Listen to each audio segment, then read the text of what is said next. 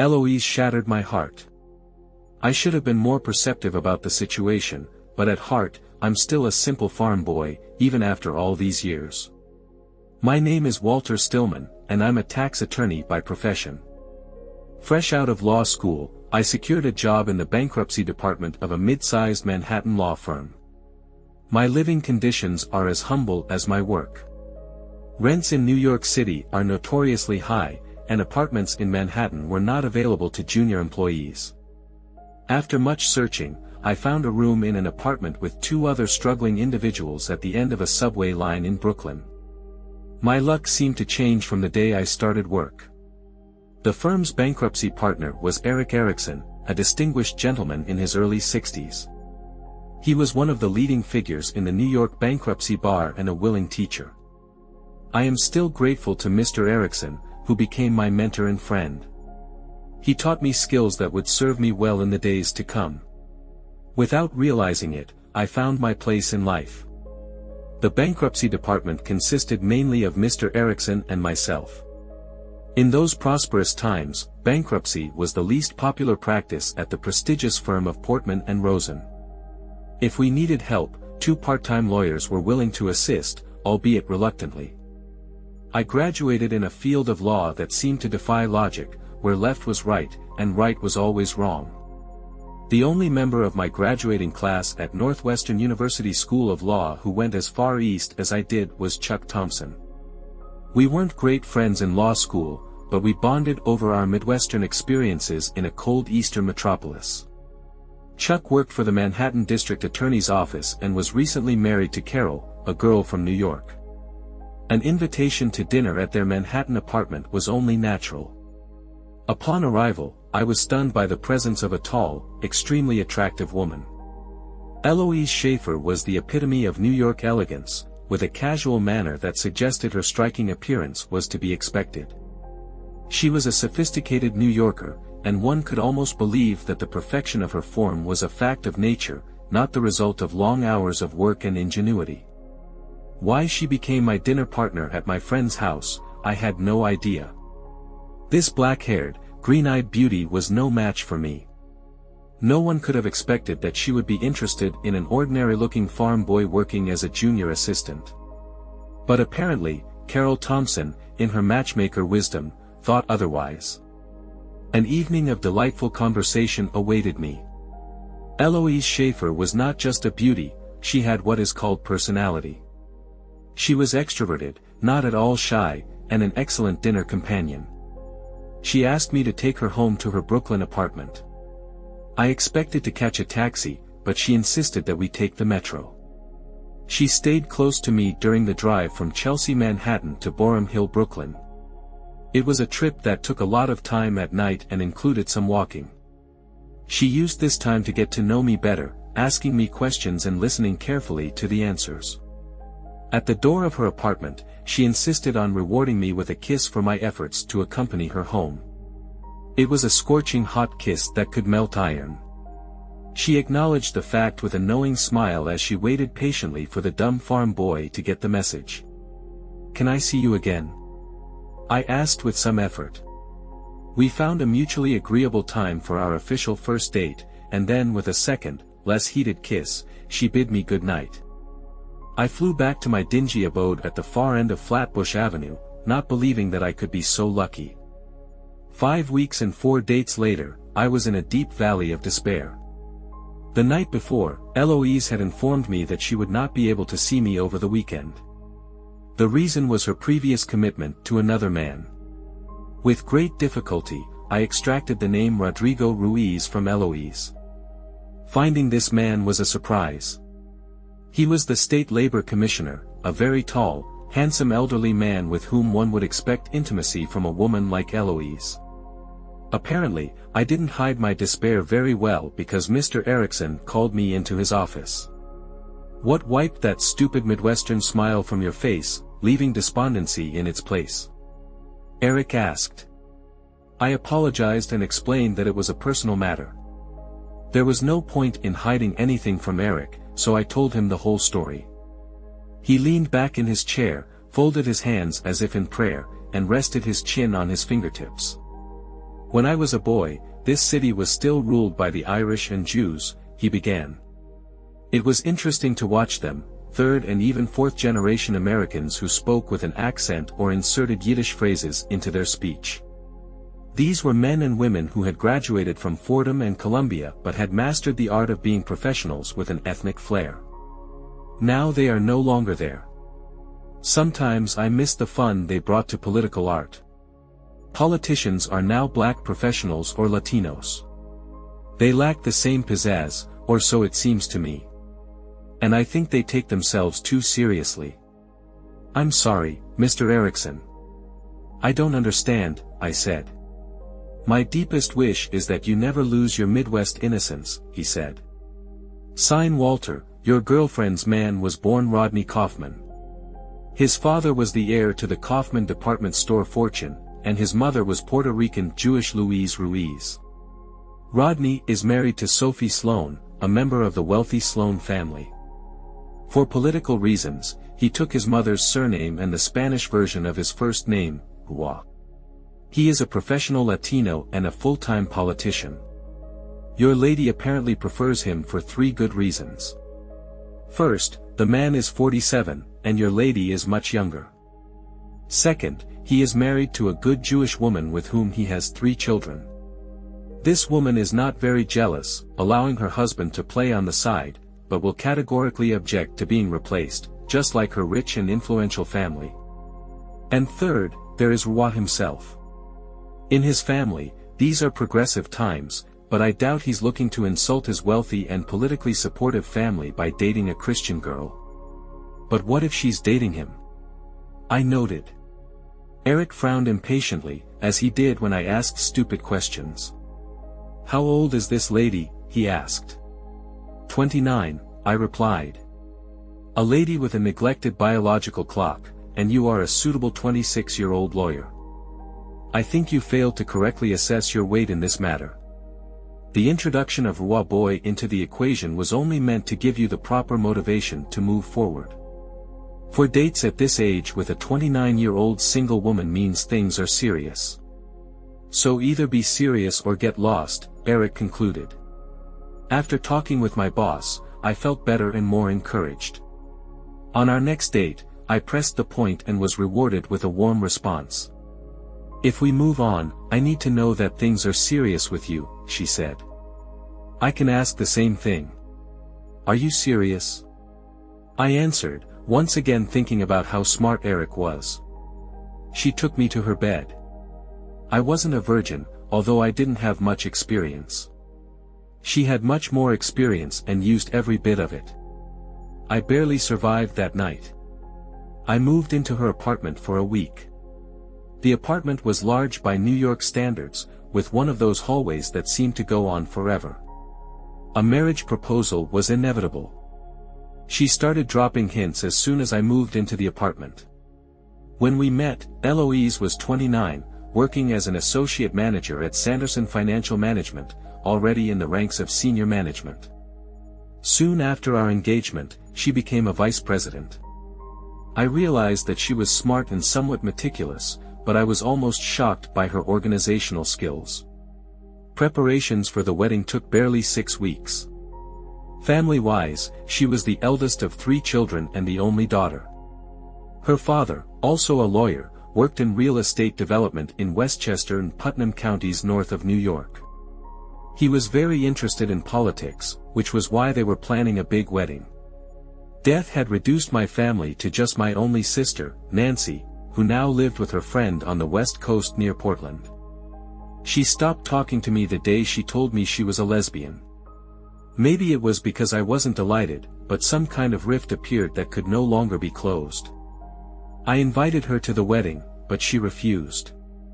My career had settled into a comfortable rut. Now I was doing less serious things without Eric's help. He didn't hide the fact that he was preparing me. The bankruptcy was stagnant, and Eric made no secret of the fact that I needed to be ready when things picked up because he was preparing to retire. You have everything you need, enough intelligence and a pleasant personality. But you need to learn to work, he said. I studied the code of laws and cases very diligently, but Eric said I needed some techniques that had not yet been written down. On the Friday before the wedding, I learned a new move. Eloise and her mother chose Labor Day for their wedding, which meant we had the weekend to prepare and could fly off to the Caribbean for the honeymoon. Her parents were giving us Tuesday after the wedding. The suitcases were packed and stood against the wall in the long corridor of our apartment, 3 for Eloise and 1 for me. I was a little nervous about the wedding, but I didn't have time to think about it that morning. The week before, my bride-to-be had gone to the family home in Westchester so we could have a little time apart before the wedding. "This will make the honeymoon even better and keep my wedding jitters from driving hubby away," she said with a laugh. At 10 o'clock on Friday, the last business day of August, 3 days before the wedding, I had a hearing in bankruptcy court regarding the formation of the first-day resolution. Such a resolution is made in an early stage of the reorganization to establish the rules for the debtor's further work under the protection of the court.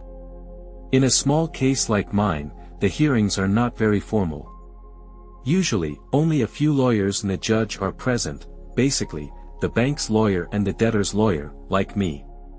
Judge Marks usually stuck to the rules. I walked into my office that Friday, ready to grab my case file and head to court. But the clerk told me that the judge's secretary had called to set up a telephone hearing. As soon as I walked in, I became nervous.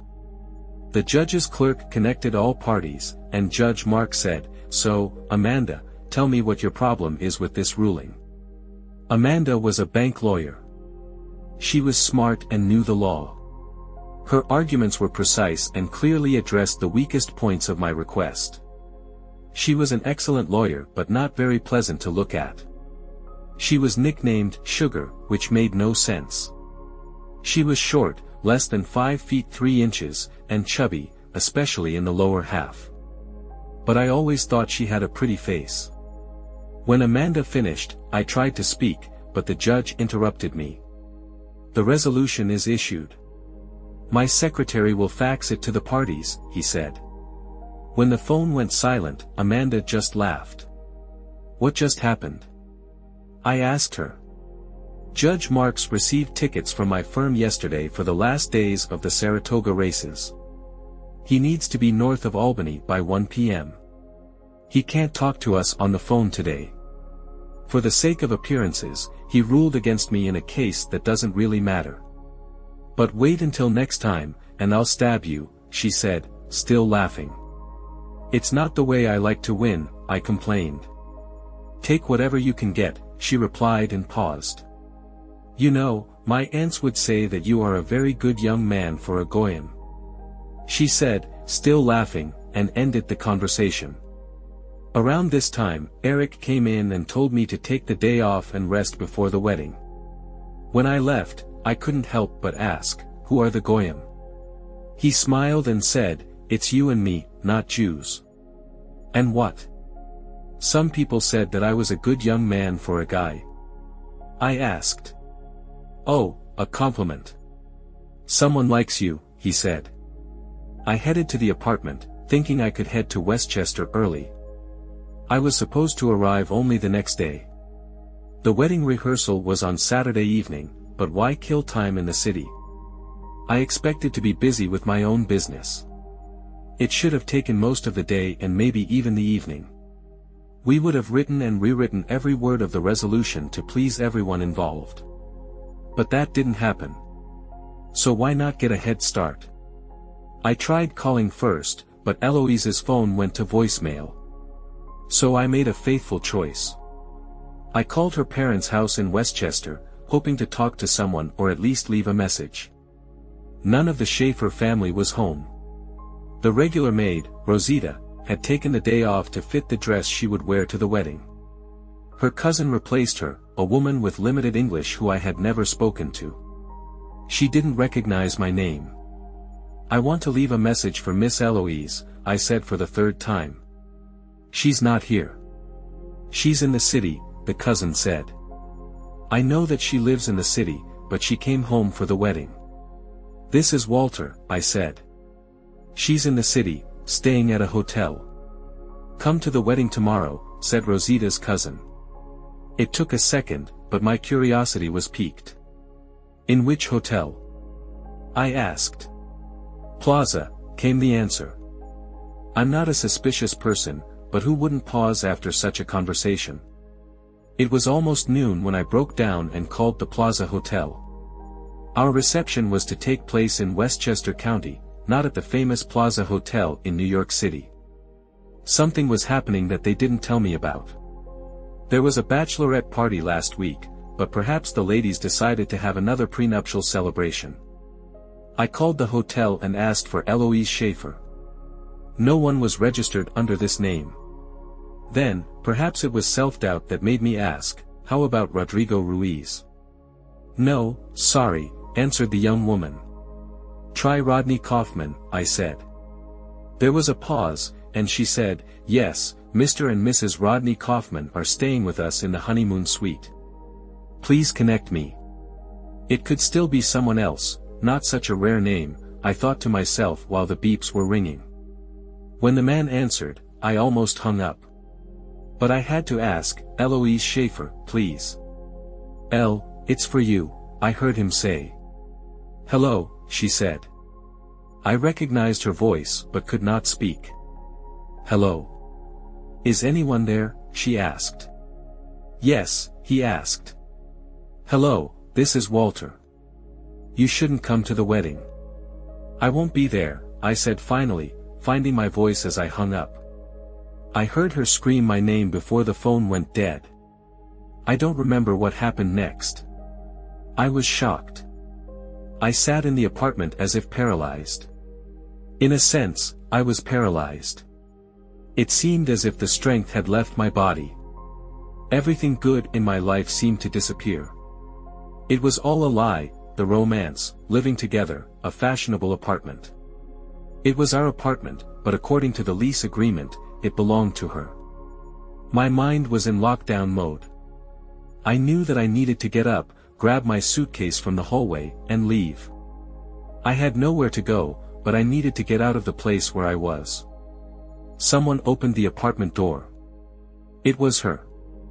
I wondered vaguely how she got there so quickly.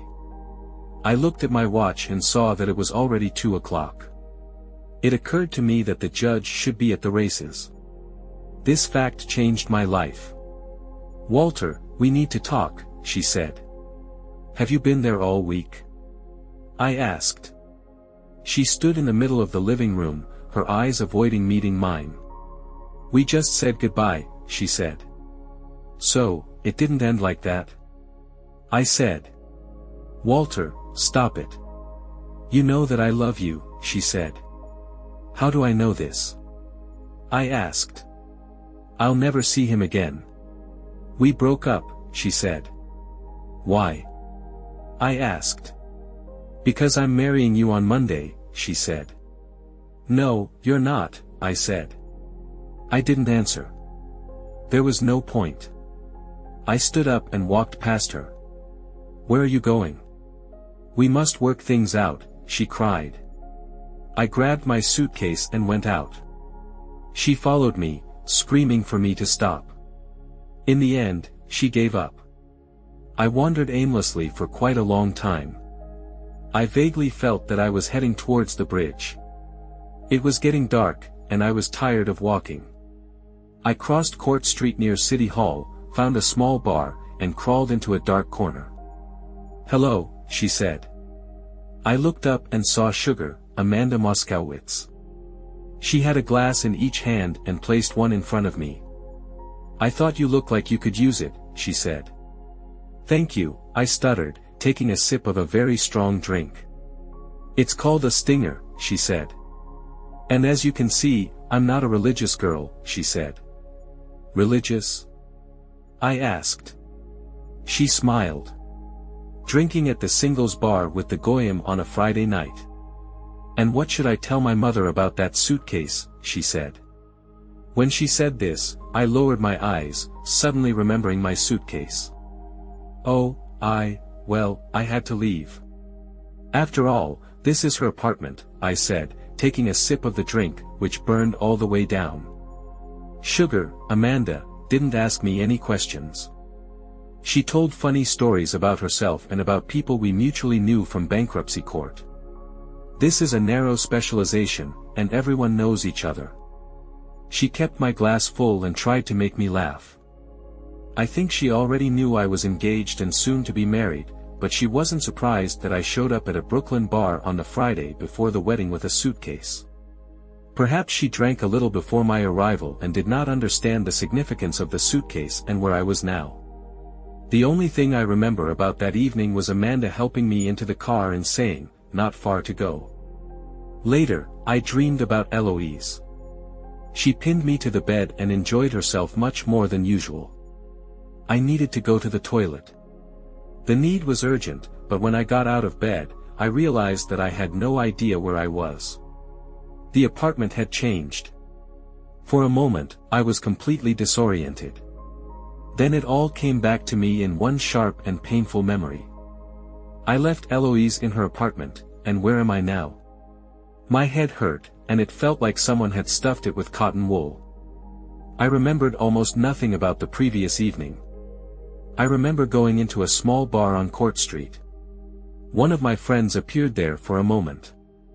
I couldn't remember who it was, and then I did, Amanda, sugar. What was she doing there, and what was I doing here, naked, in an unfamiliar bed? I was in a small room. It was barely big enough for a double bed. There was no other furniture in the room. The bed was directly adjacent to the window, which ran from the middle of a wall to the ceiling. I was alone on this bed, which had signs that a second person had slept on it. There was no closet in the room, and my clothes were nowhere to be seen. In fact, the room could have been an oversized closet containing a bed. But there was a door. It didn't open all the way because it was blocked by the bed. I looked out, and there was a larger room. There was a window on one side of the wall, and the sidewalk was visible outside the window. I was in what, in this part of the world, is called an English basement. This is the floor located below the main building. It is half above and half underground. The windows started just below sidewalk level. This space had been converted into a small apartment or, as I later learned, 2 apartments, the one I was in and an even smaller back apartment. The main room was divided by a counter into a dining room and kitchen. The bay window was a sort of living room with 2 small chairs and a window seat. Seeing no one, I crawled outside in search of the bathroom and my clothes. There was a door at the far side of the room. When I got out, Amanda came out in a robe, drying her wet hair with a towel. "Oh, you're awake," she said, noticing me just in time. My hands flew to cover my groin, which only caused me to giggle. "It's too late for modesty," she said. All I could do was run past her, figuring the room she came out of with wet hair was the bathroom. I was right. And after closing the door, I lifted the toilet seat and released the contents of my bladder into the toilet. It was a small bathroom with only a shower stall, no bathtub. I decided to take advantage of this and wash myself before discussing with the hostess what happened to my clothes and suitcase. The shower may have been small, but the water was hot and soothing to my very hungover body. Refreshed, I searched in vain for a towel. Wet and naked, I had no choice but to go out and meet Amanda. I opened the bathroom door and walked out, only to realize that we were no longer alone. A young dark-haired woman sat at the table and looked straight at me with a wide grin on her face. Amanda was in a small open-plan kitchen, fiddling with cups in a coffee pot. "How do you feel about coffee?" Amanda asked as easily as if I wasn't standing there naked. I jumped back behind the bathroom door and called, "Can I have some clothes, please, or at least a towel?" Both women burst out laughing, but Amanda stopped to say, "The towels are in the closet, as are your suitcase and the clothes you tore off last night." Poking my head out from behind the door, I asked, "Where could the closet be?" Still giggling, Amanda pointed the coffee pot at the bar doors at the back of the room, behind the desk, and right in front of what must have been the front door to the apartment. "I would bring them to you, but as you can see, I'm busy," said Amanda. The other woman made no attempt to get up, and I had no choice but to run to the closet. Having reached the closet, I opened the doors. My clothes were there inside. The suit and shirt were neatly hung, and the underwear lay on the suitcase. I grabbed the last one, pulling on my shorts and shirt as quickly as I could. But all this time, I heard the women giggling behind me. "By the way, this is my sister, Sonia," said Amanda. "Hello, Mr. Stillman," said Sonia. "Hello," I replied, opening my suitcase to take out my jeans. "Because of me, you don't have to get dressed," said Sonia. "I am the younger sister, but I'm already married, and I have 3 children, 2 boys and a girl. Naked male bodies don't shock me." They both laughed as I pulled on my jeans. "Let's go have some coffee," Amanda invited. "And I'll bring Bailey in a minute." "In case you're wondering," Sonia whispered to her sister. "You didn't tell me that he was so shy," Sonia said, also in a loud whisper. "I didn't know," Amanda answered. "We seem to barely know each other." "You're a free woman," Amanda added with a giggle. After putting on my trousers and shirt, I turned to take a seat at the small table. "I need coffee." "I like it black without sugar," I said.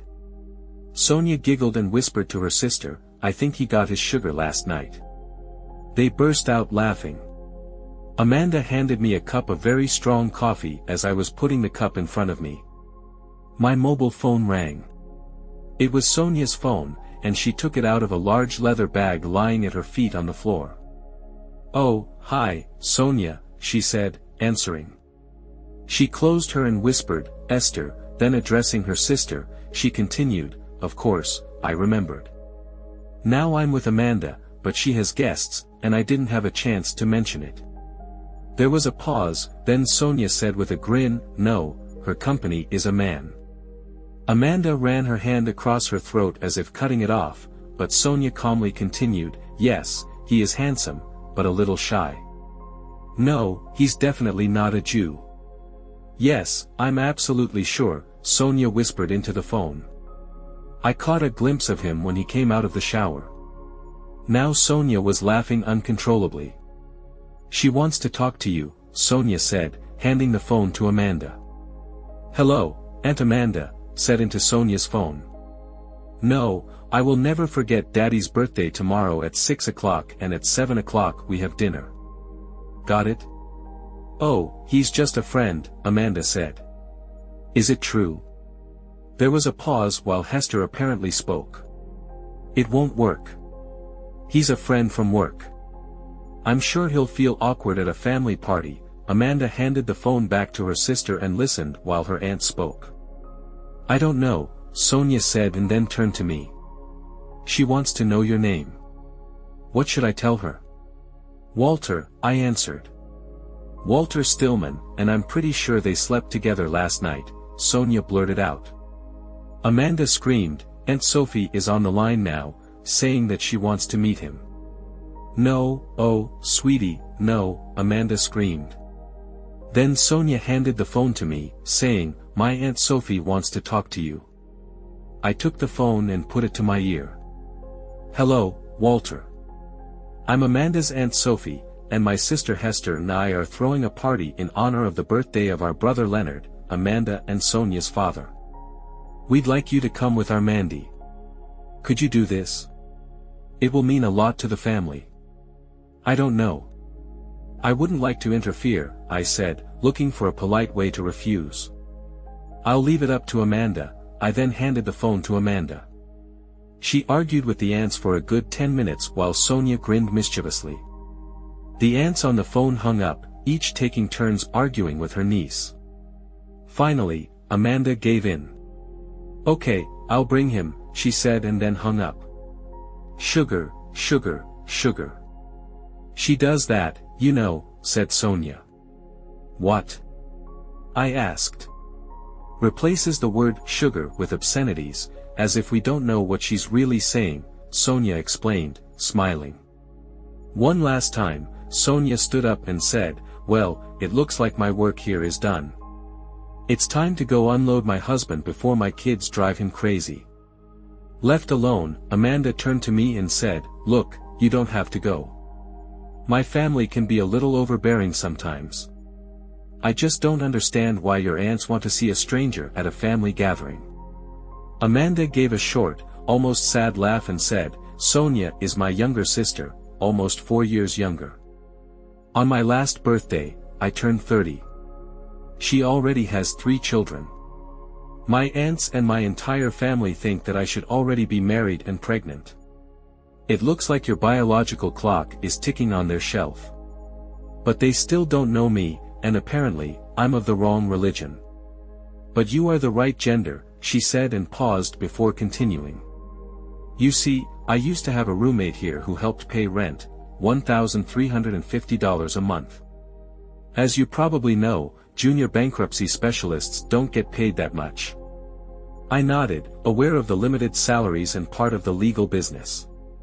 But then it dawned on me. There is only one bed. Was your roommate a woman?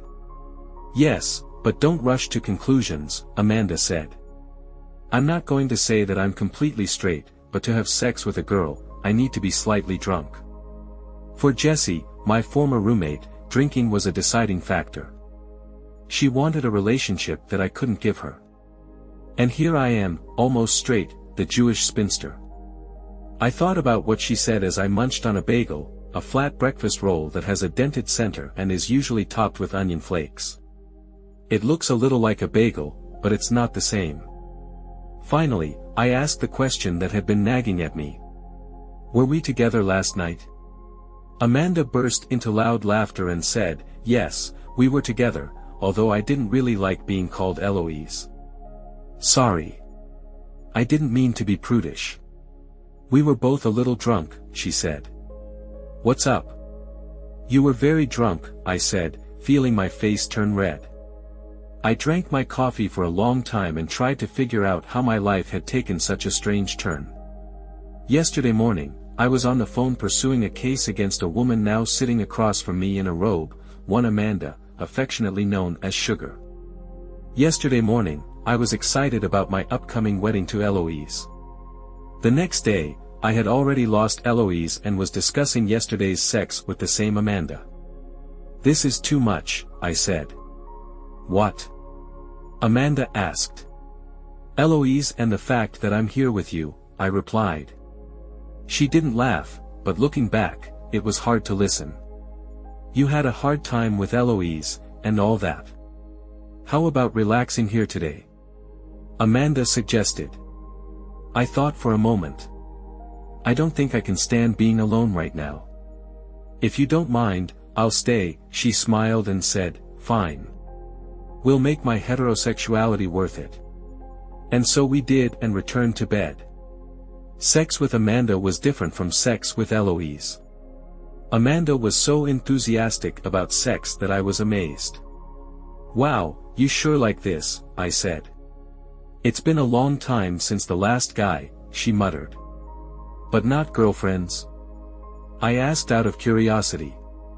She propped herself up on her elbows and looked at me. "I've slept with a lot more women than men if that's what you're asking. But it's not for sex. In a relationship, I need more than just sex. I need someone I can relate to, and more than that, I need someone I can respect as a person. How do I fit this definition?" I asked. "You are a very respectful partner in bed. It's obvious that your fiancé has put a lot of effort into improving your skills," she said. I didn't have a good answer to this statement. I resented the implication, but Eloise did give me a lot of training in bedroom skills. However, Amanda continued, "You are here in my bed because you are a good person. I've been watching you. You never hurt anyone if you can help it. You are honest and treat women as people, not objects. In short, you are one of the good guys. This is a group that is in short supply right now." I answered. "This is all very good, but is this really how a novice lawyer looks like you were following me?" "I followed you." "Well, of course, I followed. I saw you on Court Street and followed you to the bar. Didn't I? If Miss Eloise Schaefer has lost track of her trophy fiancé, I'm not one to miss the opportunity. I'm not a trophy, I insisted. You're not going to say that she was in love with you, she asked.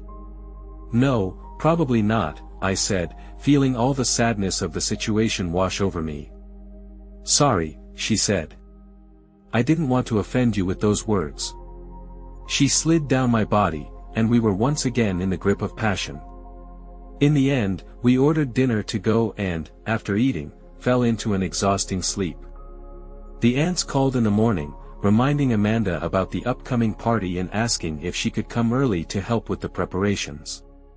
Mandy, don't forget to take Walter with you, Sonia told us. All right, I will, Amanda said and hung up. As far as I understand, they are waiting, I said with a grin. You don't have to go, Amanda said. What else should I do? I don't want to be alone right now. I admitted. Okay, she said. But be aware that you will be subject to scrutiny and treated as a potential suitor.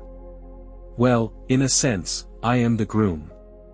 But if you don't mind, let's keep my personal problem a secret, I said. Sounds good to me. That Eloise doesn't exist anymore. But just for today, because you're going to have to deal with her. And the sooner, the better, I replied with a slight sigh. Amanda reached across the table to cover mine with hers and said, Walter, you must either go through with this marriage or end it tomorrow. Either way, you'll be in big trouble. I can't get through it. Not now, I said. Don't be so hasty. If you give up now, it will have big consequences for your career and life. There will be a huge scandal. Why? I'm not going to divulge the reason. And I'm sure she won't. Oh, my poor innocence, she said, squeezing my hands tightly. Do you really think people didn't know about Commissioner Ruiz and Eloise Schaefer? They have been together for quite a long time, I thought they broke up, I said. Amanda didn't laugh, but her crooked smile said it all. I played Eloise. She dated Ruiz the entire time we were together. But why? I asked. If she wants to remain his mistress, then there is no point in involving me in this matter. He wants to run for governor next year, she said. Your marriage to Eloise seems to end the affair. And you were a fair catch, the kind of young, decent, professional, heterosexual man every CIS woman in New York is looking for. CIS woman? I asked. A person who identifies with their gender by birth.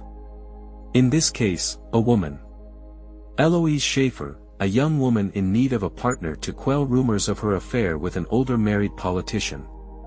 She played a prank on me. As you New Yorkers like to say, I said firmly. Oh, don't feel sorry for yourself. Perhaps she was just saying goodbye, as she claimed. A week before her wedding, would you rather she did it the week after?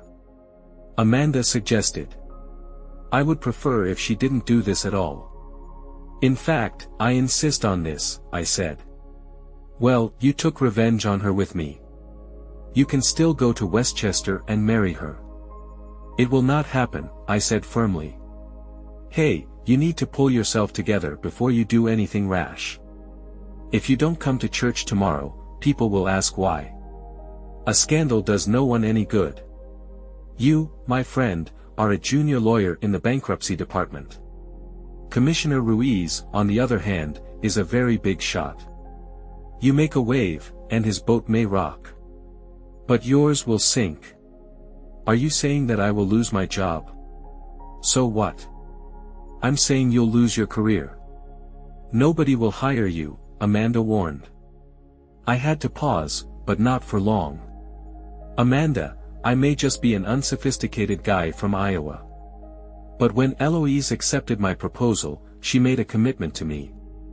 She didn't keep her commitment, and you can't force me to keep mine, I said firmly. Amanda just shook her head. Come on, you stubborn corn farmer. Get dressed. I'm taking you to meet my family. It's not every day that they get to meet a real living Presbyterian. Actually, my family is Lutheran. Same crap, she winked. At 5 o'clock in the evening, we took a yellow taxi to her family's house on Beverly Road. It was prohibited to use car services. Uncle Morty was a taxi driver, or was until he retired. Morty now lived on his welfare with his two sisters, Hester and Sophie, in the house the sisters had inherited from their parents. Morty was married, but his wife ran off 30 years ago with a shoe salesman, a fact that apparently was never discussed. Aunt Sophie's husband died in Vietnam. Hester never married. Only Amanda's father, Leonard, the youngest of the siblings, had children. Leonard and his wife, Rebecca, had two girls, Amanda and Sonia, and now 3 grandchildren, thanks to Sonia and her husband, Gerald, Jerry. The house was in an area of Flatbush, Brooklyn, which realtors called Ditmas or Ditmas Park. When we arrived at a huge 2-story house on a large lot, larger than a standard size for life, I did not notice any park. Unlike Amanda's apartment, which was across the street from a small park in a quiet neighborhood, her aunts and uncles lived on a busy avenue. The house was built in the Queen Anne style, not big enough to be a mansion, but the single-family home was larger than one would expect in a city like New York. We were greeted at the door by Hester, a short, strong woman with metallic gray hair. First, she hugged Amanda and greeted her, calling her Mandy. Then she turned to me, examined me for a very long time, and said, "Not bad at all. Handsome young man." "Oh, I think he's very handsome," said Aunt Sophie, appearing from the depths of the house. Sophie was a tall, dark-haired woman. The two sisters seemed like an incompatible pair. Sophie hugged Amanda, and both aunts led us into the kitchen, where the evening dinner was being prepared. There was a large cake on the kitchen table. The kitchen smelled of roast meat simmering in the oven and the sweet scent of vanilla. "Will you peel the potatoes, Mandy?" Sophie asked, handing her a potato peeler and a colander filled with freshly washed potatoes. "I'll take your man to help set the table," Hester said, taking me by the hand and leading me through the swinging door into the wood-paneled dining room. The room was a long, wide rectangle. The parquet floor was covered with a thick burgundy carpet. Dark oak panels stretched from the floor to halfway up the wall, where paper artfully etched with roses drew the eye upward. The ceiling was an intricate latticework of mahogany and oak. A modest chandelier hung down from a mahogany medallion with ornate carved flowers. Hester led me to the china cabinets along the nearest wall. The closets took up most of the wall on the short side of the room. Numerous sets of porcelain plates filled the cabinet shelves. She led us to the far closet and said, "Today, we will use these plates."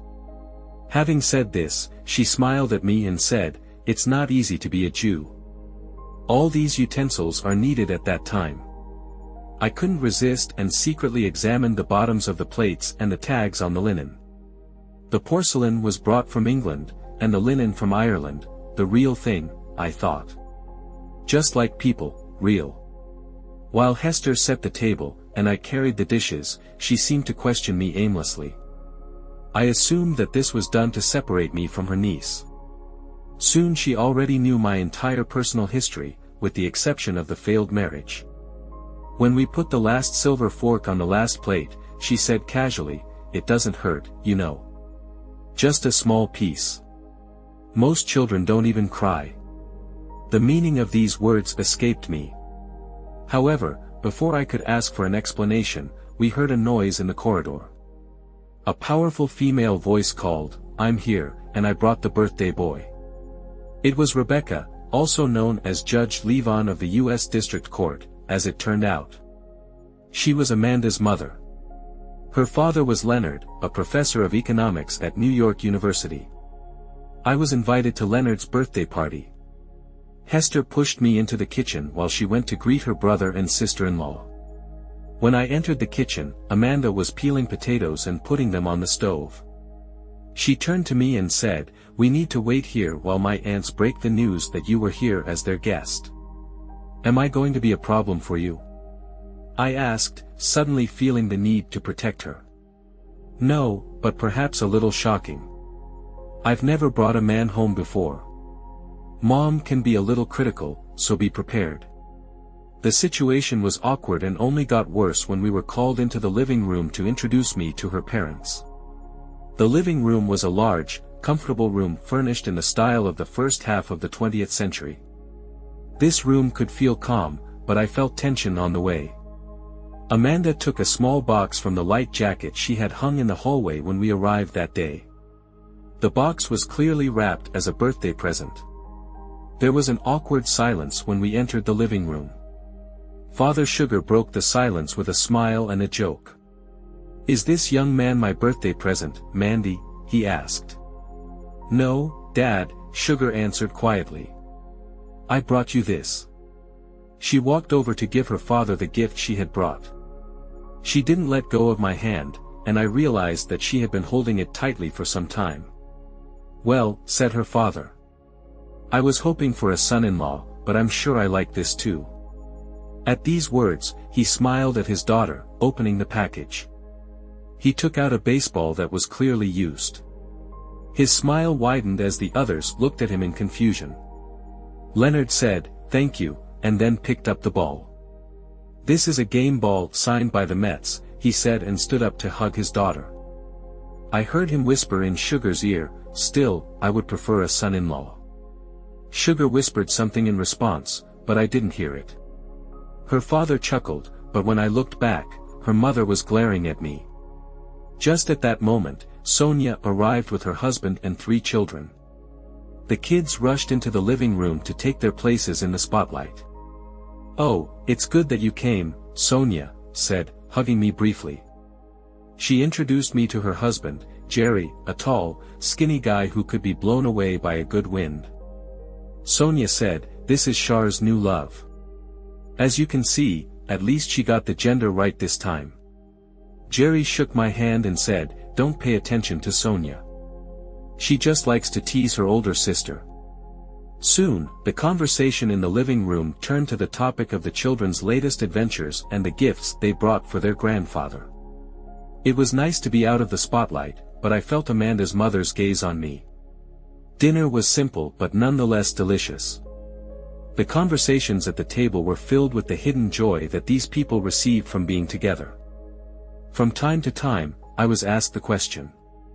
If Amanda could answer it, she immediately began to answer for me. I answered more personal questions simply or brushed them off. Yes, my parents died. The farm is in Iowa. I only have a sister. I ignored all the questions about my sister, partly because I didn't know how to answer them. However, over coffee and birthday cake, everything came out. Judge Levine was watching, and while the children were busy eating the sticky cake, she struck. "Tell me, Walter, are you a relative of Stillman who will marry Eloise Schaefer tomorrow?"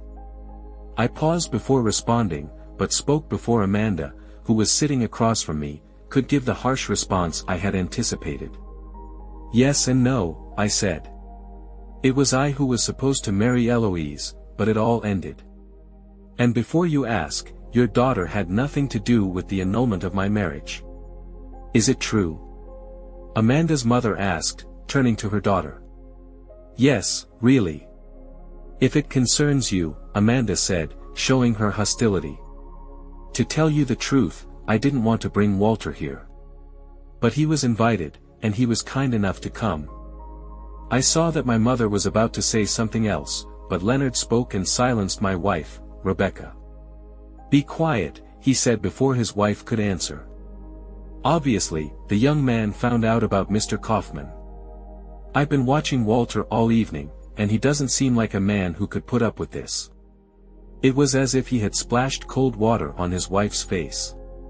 The judge was suddenly speechless. Looking around the table, he realized that while Amanda's parents were aware of the situation, the other diners were not. Amanda chimed in, I've known Walter for some time and admire him from afar. When I found him that evening, lost and alone, I saw my chance to get to know him better. He was hurt by a truly evil woman. And yes, Mom, I love him. He's too good not to be in love with him. While she was saying this, Amanda walked around the table and hugged me from behind. Well done, my niece, Uncle Morty said, ending the conversation on the topic of Amanda and me. I don't remember well what happened after that, except that there was an atmosphere of general satisfaction at the table. As we drove away in the yellow taxi, I turned to Amanda. "Are you serious?" I asked. "What?" she asked, trying to avoid answering. I couldn't stand it and demanded, "When you said you loved me, were you serious?" The taxi seemed to become very quiet, and then she slowly raised her head and said, "I love you. When I first saw you many months ago, I wanted you. But now it's more than just attraction. I love you, Walter Stillman." 30 minutes later, I was arrested. Eloise apparently sat in our apartment all Friday evening, waiting for my return. Where did she think I could go? However, when I had not returned by the next morning, she became desperate. The wedding was scheduled for Monday, and she suddenly became afraid that I might not come. In a panic, she called the only person who, in her opinion, was losing more than her, Rodrigo Ruiz, aka Rodney Kaufman. Immediately, they began a search through the police. It took them a day to interview all the bartenders on Court Street to find out that I had left the Shadow Lady bar in the company of a short brunette. Since Amanda and I had taken a taxi at 12 o'clock to her apartment in Cobble Hill, the police decided to interview all the taxi drivers working in the area that night. It wasn't until late Sunday that they determined that the taxi had dropped us off at the corner of Clinton and Congress. They quickly determined that the corner basement apartment belonged to Amanda Moskowitz, a woman matching the description of my companion on Friday night. The police found only a dark and empty apartment. But undaunted, they stationed a couple of patrol cars to await the occupant's return. It was the eager court head of officers that Amanda and I found upon arrival. They quickly took me away, despite Amanda's objections. At midnight, I found myself in a small room that was in dire need of cleaning and a new coat of paint. They sat me down at a table and handcuffed me. No one explained what crime I was accused of. Someone opened the door, and Eloise entered. She looked beautiful as always. "So, you were responsible for this?" I demanded. My tone was harsh, and my anger and disappointment were obvious. She looked a little dazed as she stood on the other side of the table. There were 2 chairs on her side, but she made no attempt to sit down. "Walter, please try to understand. When you didn't come home, I became worried that something had happened to you. That's why you were arrested." "You were not under arrest, but under guard until a possible psychiatric examination," said a tall, very handsome man. In fact, he was more impressive than his photographs. He entered quietly and, while he spoke, moved towards Eloise. He was more than 20 years older than me, and all his efforts could not hide his middle age. I saw that he was making great efforts to check the influence of time. "Rodney Kaufman, I believe," I said with all the venom I could put into my voice. "Rodrigo Ruiz, but Walt, you can call me Rod." "Because I hope we can become friends," he said. "For you, Mr. Stillman, and I have no desire to be friends. It's a pity because I believe that you are in a difficult position and could use my friendship." I raised my arms a few centimeters, causing the chains to tighten on the table. "You can keep me here, but not for long," I said with more confidence than I felt. "I hope long enough for you to listen to Eloise." She stood there without saying a word. But now she spoke. "Walter, you are acting under the wrong impression. Rod and I are just friends. Whatever relationship we had is over. If you had stayed late on Friday, I would have told you everything. We have a saying in Iowa. I may have been born at night, but it wasn't last night." "I found you in his hotel room," I objected. "Whatever it is, the 2 of you have a wedding date set today. And it is in everyone's best interest that you stick to it," Eloise said. "Sorry, but I refuse to marry this traitor," I said. Eloise let out a slight cry of pain, but Rod just smiled and said, language, please. Let's maintain composure. Would you rather I call her a traitor? Because that's who she is. I realized that I had slightly hurt Rodney, but he continued to smile. Eloise turned away, crying. Such an attitude will lead to big troubles. You are being very stupid, young man. Eloise is a wonderful woman who will make a great wife. If you don't get married, there will be a terrible scandal. Reporters are expected at this wedding. This is a social event. Eloise's reputation will be ruined, as will mine. Because, of course, the reason will become known. People love to gossip, and this would be great gossip. I was told that you have a promising career in a prestigious company. If you don't marry Miss Schaefer today, your career will evaporate. And I doubt you'll find work anywhere else, he threatened. Now, it's my turn to smile. I wouldn't marry her for the senior partner position.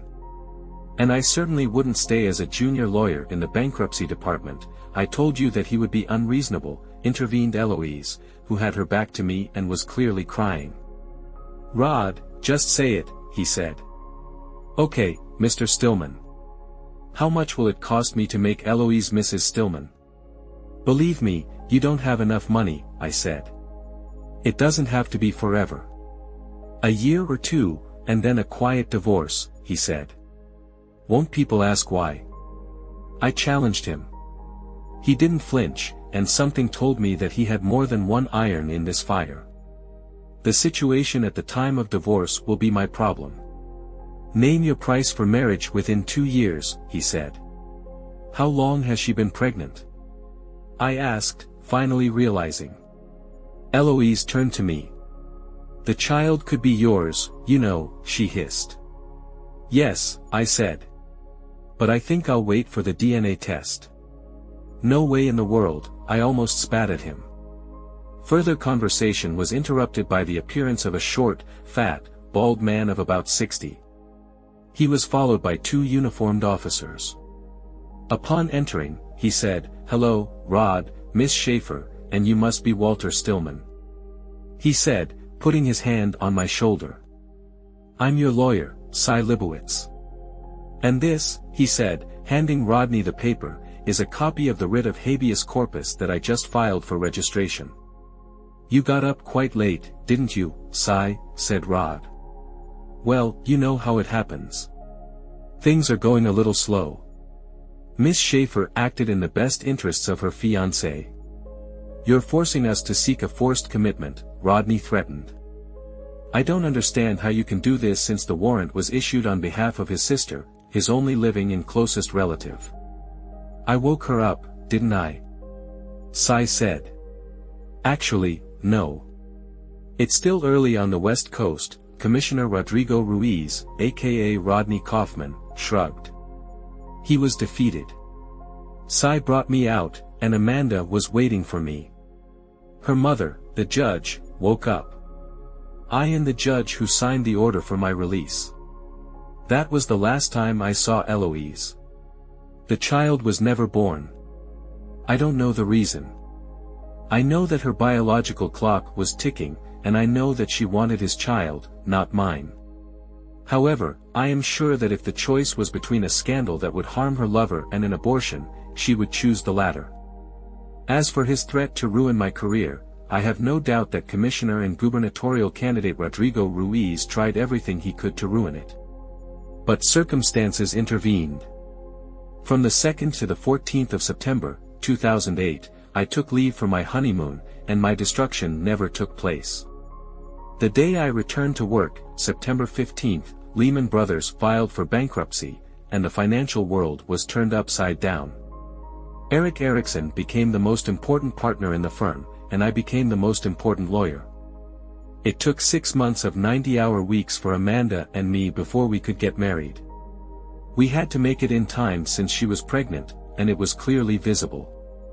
Amanda didn't think to take any precautions because before that first weekend we spent together, she hadn't slept with a man in quite some time.